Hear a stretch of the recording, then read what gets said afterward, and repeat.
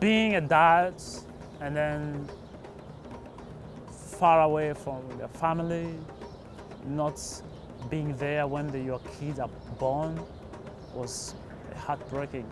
I think Burundi is a poor country in the world, and then you have United States, which is a big and it's a rich country in the world, so it's two different things, so everything is new. So from Africa, Burundi, where the weather is, the average is 75, 12 months, and coming in Detroit, sometimes it's minus something.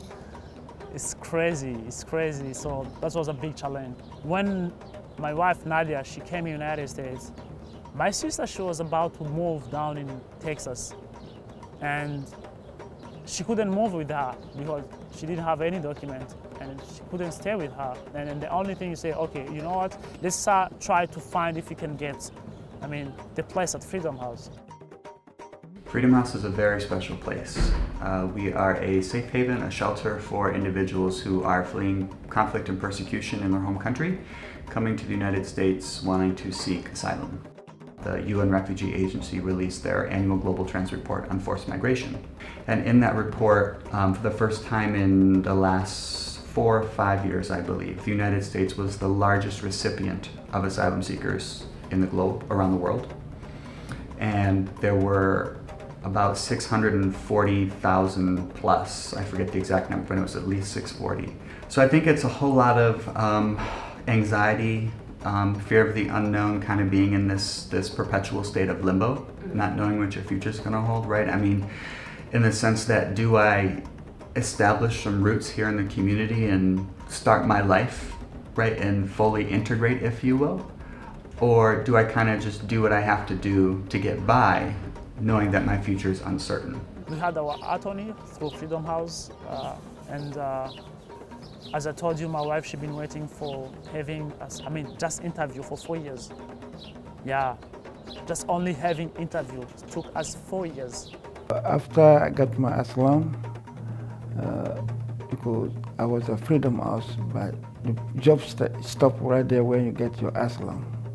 So I had to come out, pursue my English learning.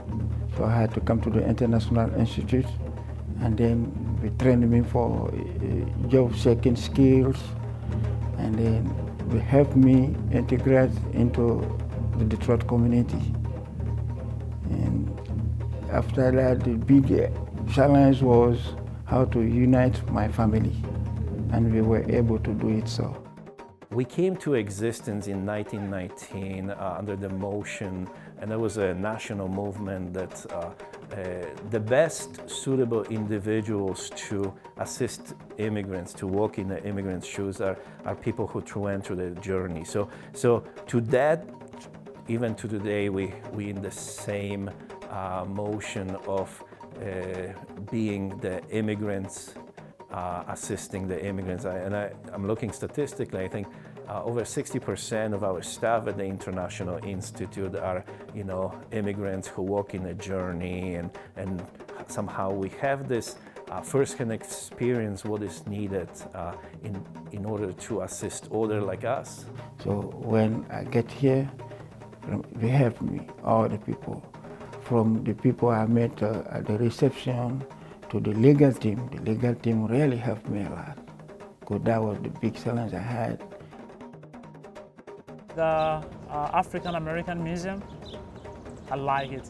The first thing I saw, the first place in the United States I saw my Burundian flag was in the museum. I said, wow.